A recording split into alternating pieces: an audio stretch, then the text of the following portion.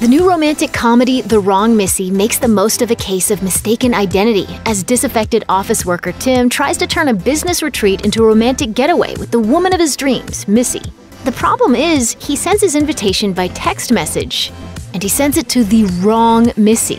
It isn't until he boards his flight that Tim realizes he's trapped alongside a weirdo with whom he once had a disastrous blind date.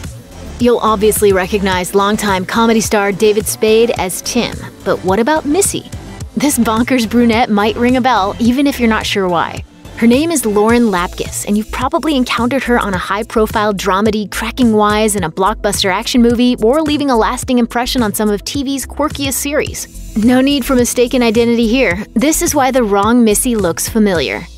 Having spent some time performing improv in New York City, Illinois native Lapkus relocated to Los Angeles in 2010, and it wasn't long before the ambitious young performer started turning up in bit parts and commercials. Her very first TV gig found her acting with Ryan Reynolds in a sketch for Jimmy Kimmel Live. Another early bit of noteworthy national attention came with a 2011 Snickers ad, in which Lapkus appeared alongside legendary tough guy Joe Pesci and insult comedy icon Don Rickles. So, ladies. So, losers. Stacy, relax. I'm sorry. More commercial work followed for Lapkus, and this period also found her sharing the screen with a singing pile of ground beef in the music video for They Might Be Giant single You're on Fire.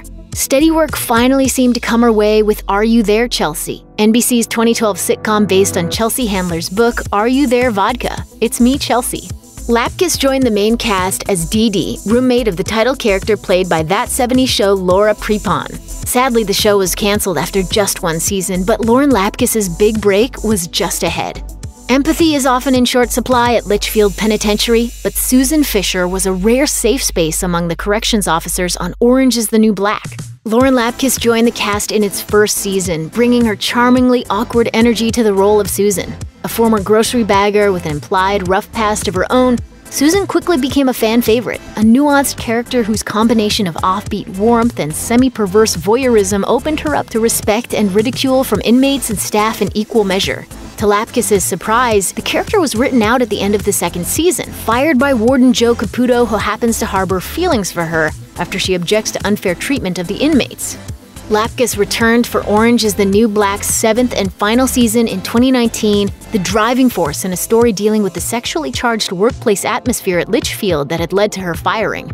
Lapkus summed up her character's tragic appeal in a 2014 chat with Vulture, saying, "I guess it's kind of sad, but it's what happens with her. Every time she tries to do something, it's just totally not worth it."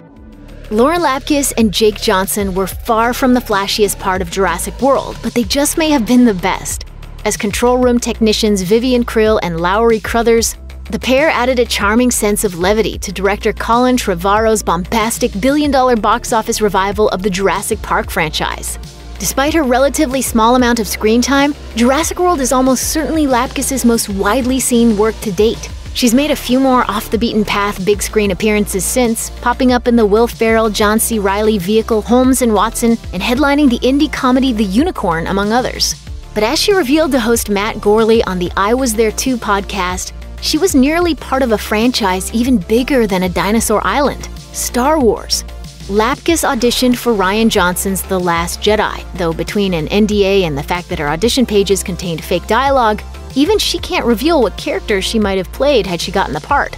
With that galaxy far, far away continuing to expand, we can only hope that she gets to one day appear as some sort of wacky cantina patron.